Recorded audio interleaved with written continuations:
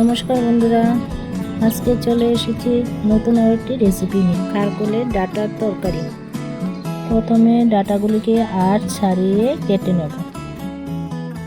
কেটে একটি পাত্রে তুলে নিয়েছি। দেখো, আমি ডাঁটাগুলিকে ভালো করে ধুয়ে নিয়ে এসেছি। এখন লাগবে একটি আম পাতা। চলো দেখে নিয়ে আজকে তরকারিতে কি কি লাগবে। শুটকি মাছ, অল্প পরিমাণে পেঁয়াজ বাটা, লঙ্কা বাটা, ধনে গুঁড়ো, হলুদ গুঁড়ো, নুন, রসুন বাটা, ভাজা সিমের বীজ। গ্যাসে একটি কড়াইয়ে বসিয়ে তাতে অল্প পরিমাণ জল দিয়ে ডাঁটাগুলিকে সেদ্ধ করে নেব। সেদ্ধ করার সময় একটি আম পাতা দিয়েছি। আম পাতাটা সেদ্ধ করার সময় দিলে গলা ধরবে না।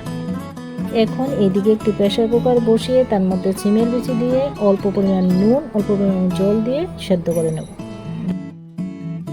দেখো, এদিকে আমার ডাঁটাগুলি সেদ্ধ হয়ে গেছে আর সিমের বিচিগুলিও সিদ্ধ করে নিলাম।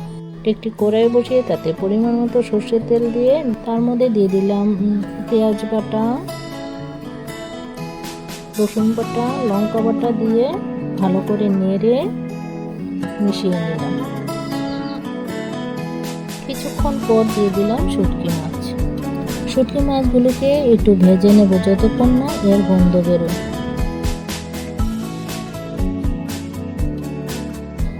এবার শুটকি মাছ ভাজা হয়ে গেলে এর মধ্যে দিয়ে দেবো কারকলের ডাঁটা।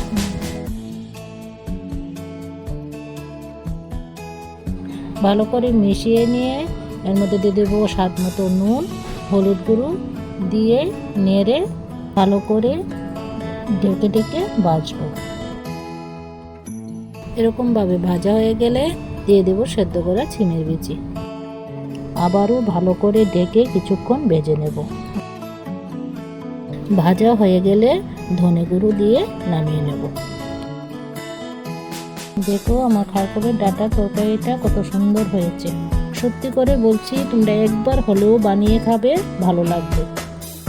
যদি আমার এই রেসিপিটা ভালো লেগে থাকে তাহলে লাইক, কমেন্ট ও শেয়ার করে দিও।